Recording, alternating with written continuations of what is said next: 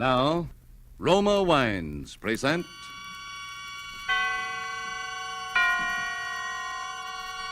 Suspense. Tonight, My Wife, Geraldine, starring Edward G. Robinson. Suspense is presented for your enjoyment by Roma Wines. That's R-O-M-A, Roma Wines. Those excellent California wines that can add so much pleasantness to the way you live, to your happiness in entertaining guests, to your enjoyment of everyday meals. Yes, right now a glassful would be very pleasant as Roma Wines bring you Suspense. This is the Man in Black, here for the Roma Wine Company of Fresno, California, to raise the curtain on another study in suspense. Tonight from Hollywood, Roma Wines bring you a star, Mr. Edward G. Robinson, in the story of an amazing hoax and a phantom love that led a man along the steep and dangerous bypaths of sanity. And so with My Wife, Geraldine, and with the performance of Edward G. Robinson in the role of Geraldine's husband, we again hope to keep you in suspense.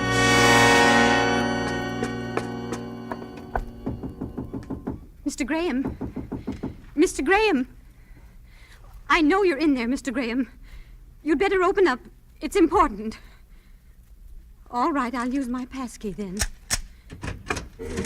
Oh, why are you sitting in the dark, Mr. Graham? Go away. Leave me alone. I've something to tell you. How can you sit here in the dark alone at a time like this? Gives me the creeps. Where's that light switch? Now, isn't that better with the lights on? What do you want? Why do you keep bothering me?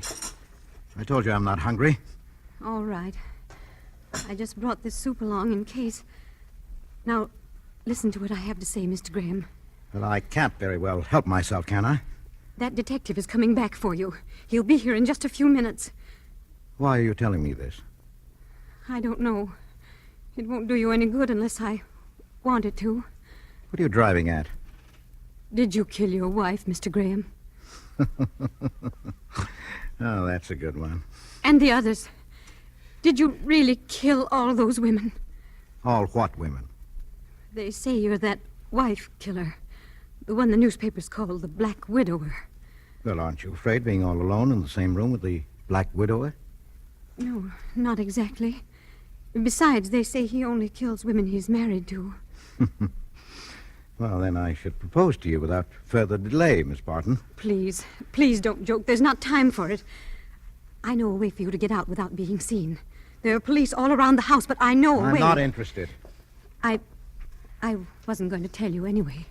Not unless I discovered it wasn't true. About your being that murderer. Well, the police say I killed Geraldine. They ought to know. They found her body, Mr. Graham. Found her. Found Geraldine. No. This is too good. Who identified her? You? You forget, Mr. Graham. I scarcely ever saw her close enough to identify her. Yes, but you did see her. Well, after all, a person could hardly live in the same house for close on to 6 months without catching a glimpse of Geraldine. Yes, of course. Mr. Graham, you haven't much time. And what do you want, Miss Barton? A nice, juicy confession? Yes, that would be useful, wouldn't it? You'd never have to take in roomers again. You could charge admission to this house. And this is the room where the Black Widower confessed all to me. I couldn't help it, he said. It was a compulsion. I loved her, but I had to kill her. It was just like all the others. I'm sorry, Mr. Graham. I won't bother you again. If you need anything, well, I'll go. No, wait. I've hurt your feelings, haven't I? Sit down. It's better with you here. Really, it is. Just tell me one thing and I'll go, Mr. Graham. Did you kill her? Not the others, but her. Well, why Geraldine, especially? Because you loved her so. It was the most beautiful thing that ever happened to me. Sharing your happiness with her. The talks we used to have about her. The way you used to... Oh, stop it. I'm sorry. I'll tell you. You won't believe it, but I'll tell you. Oh, please do, Mr. Graham. And, this may seem strange, but I shall have to exact a solemn promise from you never to tell anyone what I'm about to reveal. I suppose it's wrong, but very well. You have my promise. Well, to begin with, I couldn't possibly have killed Geraldine. Then they've made a mistake. She's still alive. No, she's not alive. Oh, you knew that all along? Of course. You see, my wife, Geraldine, never even existed.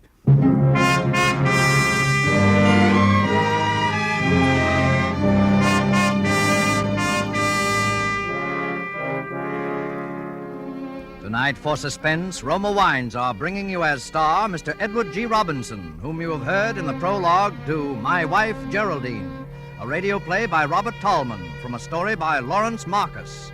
Tonight's tale of suspense.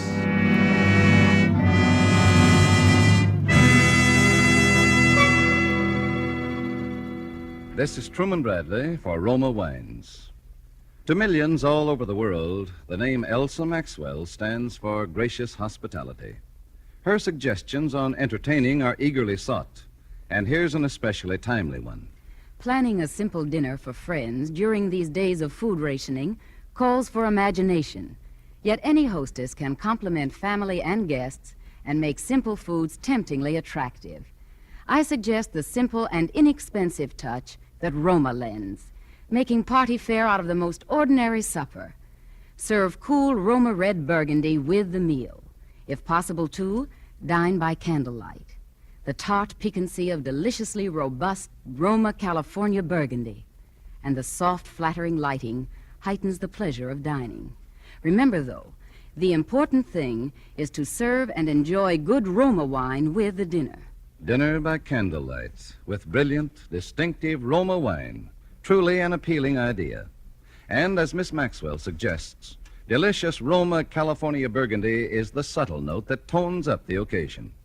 Roma Burgundy, like all Roma wines, is of unvarying goodness. The goodness of selected grapes, picked at their best in California's choicest vineyards, then guided to flavor fullness by the ancient wine-making skill of Roma's famed wineries. Serve Roma wine regularly. It costs only pennies a glass. Remember, more Americans enjoy Roma than any other wine. R-O-M-A, Roma Wines. And now it is with pleasure that we bring back to our sound stage Edward G. Robinson in My Wife, Geraldine, a tale well calculated to keep you in suspense.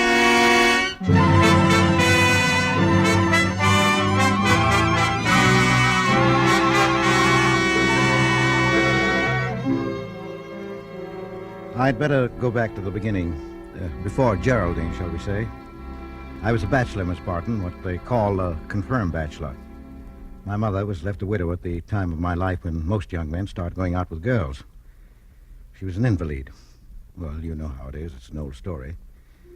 In those days, Geraldine was only a sort of vague picture in my mind. She didn't have any name. She was only the girl that I hoped one day to marry.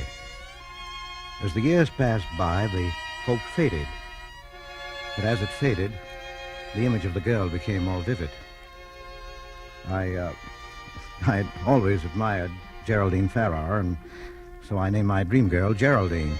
I used to ride the commuting train to my job in the city, and I got to know all the regular commuters who rode in the same smoking car. They were all married men, and... Good morning, Holmes. Oh. Morning, Jackson. Smith. Hello, Graham. Oh. Say, fellas, did I tell you my wife's expecting again? You don't say. Well, congratulations, Smith, old boy. Thanks. How's about a bet? $5 says it's another girl. I'm betting on twins. Odds 1,000,000 to 1. What's your bet, Graham? Oh, my bet?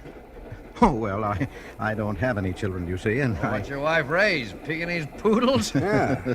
Now that I think of it, you've never mentioned your wife in all the times we've been riding together, Graham. Well, my wife, Geraldine, I'll show you her picture someday. She must be a raving beauty, or Graham wouldn't be so quiet about it. Huh, fellas? I always knew Graham was nursing some secret. Now it's out. An extravagant wife. No, Geraldine is not extravagant. I don't like your tone of voice, Holmes. You're speaking of my wife. Oh, no, wait a minute. He was only kidding. I can see you haven't been married very long, Graham. I don't believe he's married at all. Oh, you don't? Well, let me tell you something. Not all marriages are like yours. Some people stay in love. I think I may safely say that Geraldine and I will always be in love.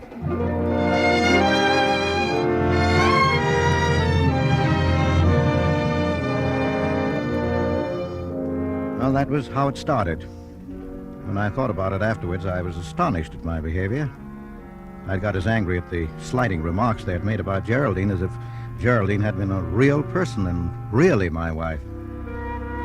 Well, they all wanted to believe in Geraldine. And after my mother died, she became more and more real to me and more necessary.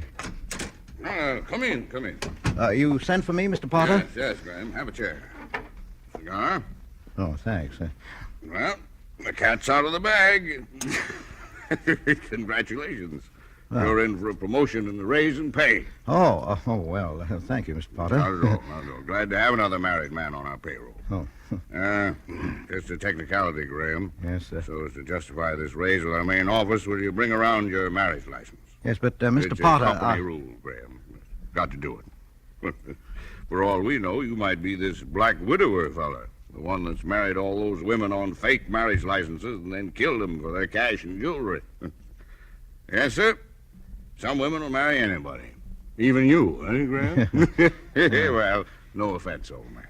Well, I guess I better be getting back to the job. Yeah, that's the spirit. Don't forget that marriage license. No, sir, I won't forget.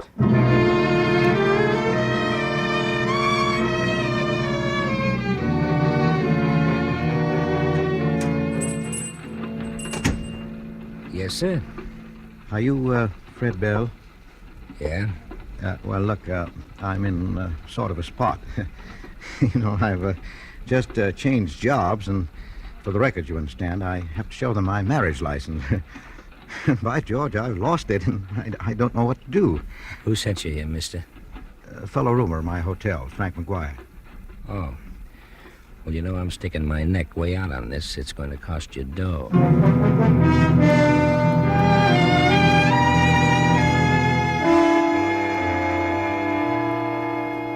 And now it became necessary for me to change my mode of life even more. I could scarcely go on living in bachelor quarters with Geraldine. And that brought me to you, Miss Barton, remember? Yes?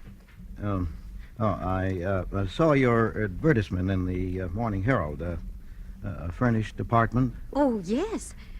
Come in, won't you? Thank you.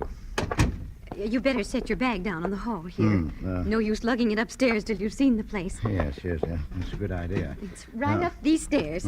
Thank you. Is it just you alone? Oh, no. Myself and wife. Oh. Well, she works late in a war plant, so she gave me the rather unpleasant job of finding a place. Well, this is it. Mm-hmm. 2 rooms and a small kitchen. Oh. The bath's in there. Yes. Looks very nice. It's a good vanity table for your wife. Oh, yes. I'm sure she'd like that especially. There's plenty of closet space for her clothes. Her clothes? Well, if she's anything like most women, I'll bet that isn't all of her clothes in that one suitcase. No, of course not. Oh, goodness, no. Well, I don't give a hang for clothes myself. Maybe that's why I'm an old maid. Oh, no, you don't. Well, what is the rent? $10 a week. That we could get more, but since your wife Yes, is... well, all right, I'll take it. Here's the first month's rent. Well, I'd better give you a receipt for this. Well, it's not necessary, but my wife likes to hang on to such things for some reason. So you better make it out to her. Mrs. Graham, Geraldine Graham. All right, Mr. Graham. And now I better go back to our old place and bring over the rest of our clothes.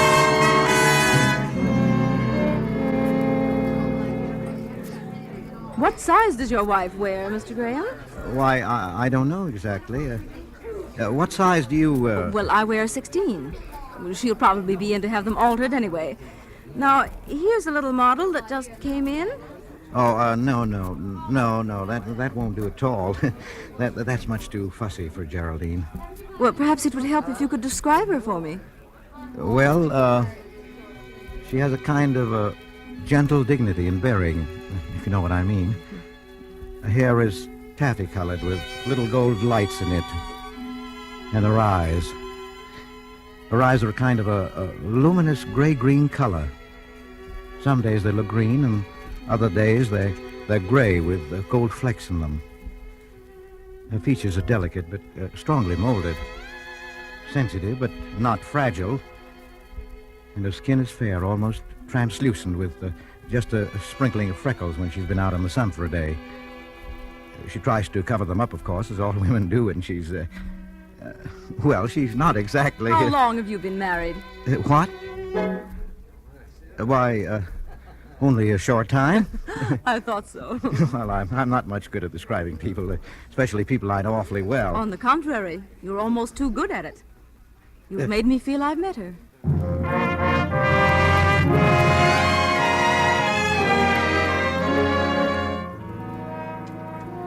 You see, she was becoming more and more definite all the time. Remember how you dropped in to see me, us, that day? Oh, come in, Miss Barton. I thought I could help you with your unpacking. Well, perhaps you could help with my wife's things. She gets home so late, I'd like to have everything arranged for her. Oh, what lovely clothes. And that suit. Yes. Why, just look at that suit. It's new, isn't it? Well, I think it is. I'm not sure. Of course it is. This is the suit I've had my eye on. I wanted it for Easter. Oh, I'm so sorry. Why, she's just my size, too. Oh, Yes, I believe she is. Well, she must be just about my coloring, too, judging from her clothes. Well, yes, there is something about the hair and eyes. Oh, I can't wait to see what she's like. Well, don't be surprised if you don't see her for some time. She comes in quite late and leaves so early in the morning that sometimes even I wonder if she's really been home or if I just imagined it. Well, I must say, you're a gentleman to put up with it. Well, she gets a kick out of this war job. And after all, it's only for the duration.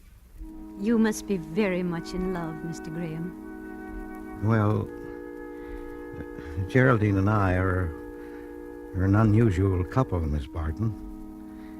But so far, I believe that our marriage is an unqualified success.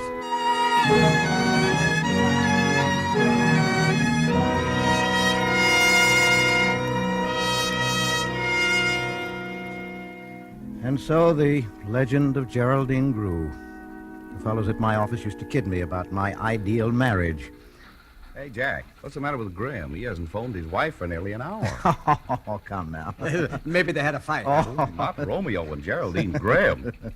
How do you do it, Graham? Well, my wife broke a plate over my head at our honeymoon breakfast, and we've had to buy 3 new sets of dishes every year, ever since.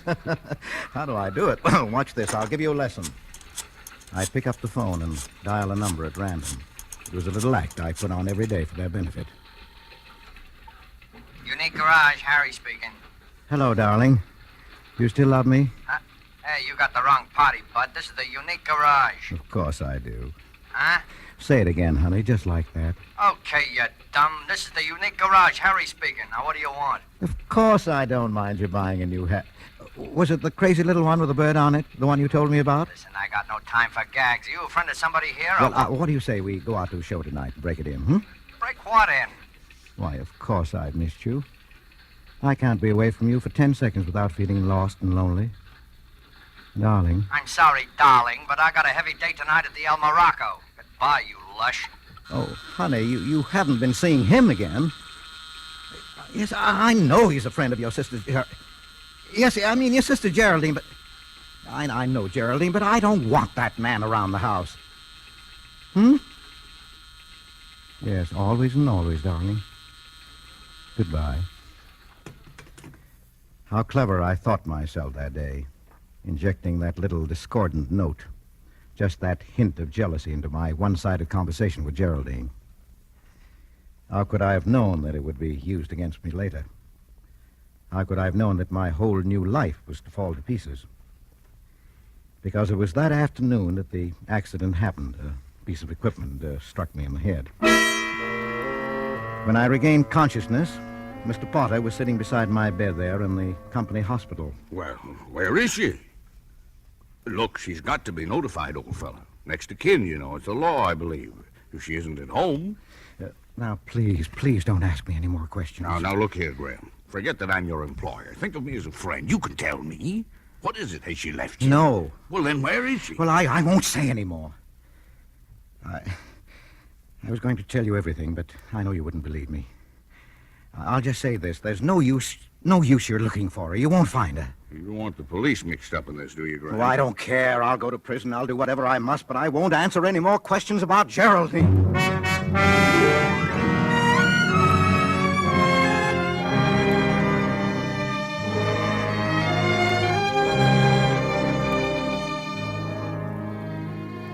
Well, you know the rest of the story, Miss Barton. When they released me from the hospital this morning, I knew it was only a matter of time until I'd be arrested for the murder of Geraldine. I didn't know they'd find her body quite so soon. But I'm rather glad they did. Now my secret will never be known. Geraldine is as real in death as she was to me in life. Oh, Mr. Graham, aren't you glad you told me your story? Yes. Yes, I knew you'd understand somehow. Yes, but remember your promise. But, Mr. Graham, you can't let yourself be hanged for the murder of a woman who never existed. Now listen to me. When that detective comes back, tell him all these things. No, I will not, Miss Barton. Let them think I'm the Black Widower. Oh, but... I even forged the marriage license. Oh, Mr. Graham, if pol- only I'd known The police you then. description. Now, it's all too perfect. Apparently, this Black Widower and I look startlingly alike. So you see, it's quite hopeless. Mr. Graham, that's the detective now. What are you going to do? Nothing. I'm tired. I'll be glad to get it over. I couldn't bear to tell them about Geraldine. I couldn't stand for people to read about her and me in the papers and go about making cruel jokes over us. I don't care about saving my own life at that cost. Oh, please. That's why I made you give me your solemn promise to keep our secret, Miss Barton. But before they come in, I'd just like to say, you've been wonderful. You, you know, you're rather like Geraldine. Mr. Graham. Oh, George. My poor darling. All right, put the bracelets on him, Riley. Bring the woman along for questioning. Just a moment, officer. You're making a terrible mistake. Listen to me. He is not the Black Widower. We know that, lady. They picked that one up in Albany a couple of hours ago. You found the Black Widower. Oh, George. What's that? My goodness. But your friend, Mr. Graham here, has still got some explaining to do. Such as? Such as what happened to his wife. We've got a corpus delicti and everything, you know. Well, very well, officer. I guess Will you be quiet, George? Officer, can I believe the evidence of my own ears? Do you say there is some question regarding Mr. Graham's wife? That's right. His wife. Well, it seems to me that a lot of trouble could have been spared if you had asked me about it. What do you mean? Now, please, my dear. You promised. Please, you see, I am Geraldine Graham. Well, I don't want... Hey, listen, what's this? You're his wife. He has no other. Now, please, it's very kind of you, but it's no use. You see, officer, you won't believe me, but Geraldine never Officer, existed. my husband has had a very serious accident. He isn't quite right in the head yet, and you are not helping matters. Oh, Riley, get that phone, will you? Sure. Now then, let's get this straight once and for all. Riley speaking. What? Yeah? Hold everything. Huh? Hey, it's headquarters on the phone. They've identified the woman's corpus delicti. Her name is Oymansud Bovak. She fell off a tugboat. Well, why didn't they say so in the first place? Well, folks, it looks like we had a little misunderstanding all around. You know how it is. Well, take care of yourself, Mr. Graham. Goodbye, Mrs. G. I'm pleased to have made your acquaintance. Come on, Riley, come on. Let's get out of here. Miss Barton, Agnes, I don't really know... George, Yes? what was Geraldine like? I mean, what did she look like? Well, really, my dear, Geraldine? Well, she has a kind of a gentle dignity and a grace of bearing. Her hair is taffy-colored with little gold lights in it. And her eyes... Well, her eyes are a kind of luminous gray-green color. Her skin is fair, almost translucent, with just a sprinkling of freckles when she's been out in the sun for a day. She tries to cover them up, of course, as all women do, and... I always do. You know, George, I was just looking in the mirror here while you were... You know, my hair is taffy-colored, and the little gold lights in it. That was very observant of you, George. And my eyes... Would you really say gray-green? My goodness. My goodness, I do believe... Miss Agnes, do you suppose... That we could be married immediately? I rather think that can be arranged. And thank you for your nice proposal. My dear. Darling. Oh.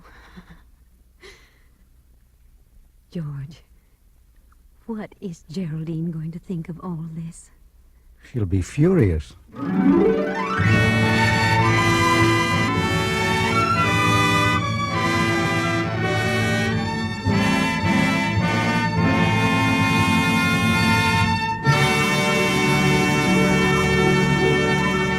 And so closes My Wife, Geraldine, starring Edward G. Robinson. Jeanette Nolan appeared as Agnes opposite Mr. Robinson in tonight's study in Suspense. Suspense is produced, edited, and directed by William Spear. Before Mr. Robinson returns to our microphone, this is Truman Bradley for Roma Wines. One woman recognized as knowing all the niceties of entertaining is the world-famous hostess, Miss Elsa Maxwell. She has this to say about simple wartime entertaining. Good friends and good Roma sherry. These are the makings of a pleasant evening. Roma, California sherry is ideal for any occasion, before dinner with appetizers or during friendly afternoon or evening visits. You and your guests will enjoy the light, nut-like flavor of glorious amber-colored Roma sherry. And for fullest enjoyment, serve cool. Delicious and distinguished as they are, Roma wines cost only pennies a glass. Serve and enjoy them often. Remember, more Americans enjoy Roma than any other wine. R-O-M-A, Roma Wines. And next time you use vermouth, sweet or dry, choose Roma vermouth. Zestful, full-flavored Roma vermouth is blended, mellowed, and developed with all the traditional wine-making skill of Roma wineries, yet surprisingly low-priced. Try Roma vermouth soon, won't you? This is Edward G. Robinson. I have certainly enjoyed appearing here this evening on Suspense, and I want to tell you how much I'm looking forward to hearing next week's broadcast in this series. My friend James M. Cain, who wrote Double Indemnity, in the film version of which I had the honor of appearing this year, is the author of another wonderful suspense story called Love's Lovely Counterfeit. You will hear it next Thursday, and your star will be Mr. Humphrey Bogart. Remember him? I used to knock him off every morning before breakfast. Well, that sounds like quite a show, and I know you won't want to miss it. Edward G. Robinson is currently starring in the international production The Woman in the Window. Next Thursday, same time, Mr. Humphrey Bogart will be your star of Suspense. Presented by Roma Wines, R-O-M-A, made in California for enjoyment throughout the world. This is CBS, the Columbia Broadcasting System.